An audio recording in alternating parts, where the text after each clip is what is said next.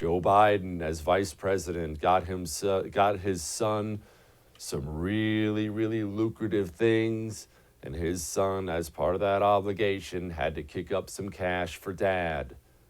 And the media is still doing the best they can to keep a lid on it, and they're not being very successful. NPR actually put out a statement today. We don't want to waste our time on stories that are not really stories, and we don't want to waste the listeners' and readers' time on stories that are just pure distractions. That actually happened. The TV networks, the radio networks, social media, big tech, they are still trying to censor this thing, and now they can't anymore. They've completely lost control of it. And Joe Biden hasn't denied a single word. Hunter Biden hasn't denied a single word. And now here we are, almost presidential debate time, and Joe Biden has been in hiding for 5 days. The second this comes out, Joe Biden calls a lid on his campaign and won't show his face in public for 5 days. This is about to be a real ugly night for Joe Biden. Donald Trump, whatever you want to say about him, good, bad, or otherwise, he is not a man who is going to hold back on something like this. I don't care what the moderator tries to do. I don't care what Joe Biden tries to do. Donald Trump is going to give this to Joe Biden both barrels repeatedly tonight, and he should.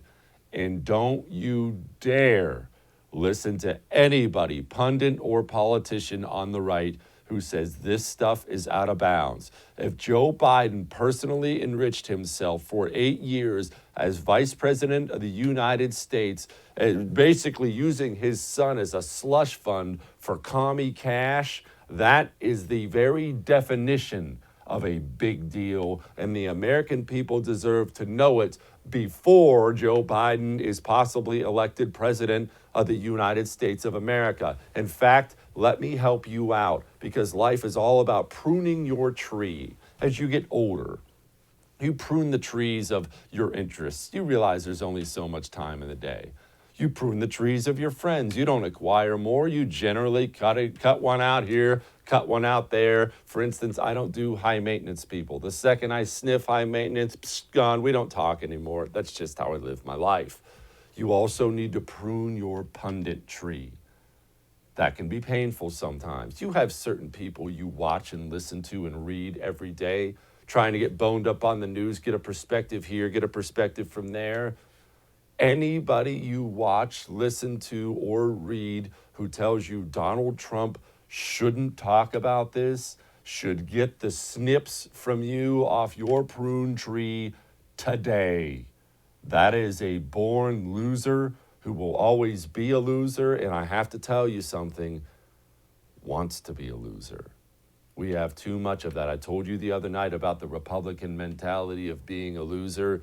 If you don't think Donald Trump should bring this up, it's because you're used to being a loser and want to stay that way. I've known people like that my whole life.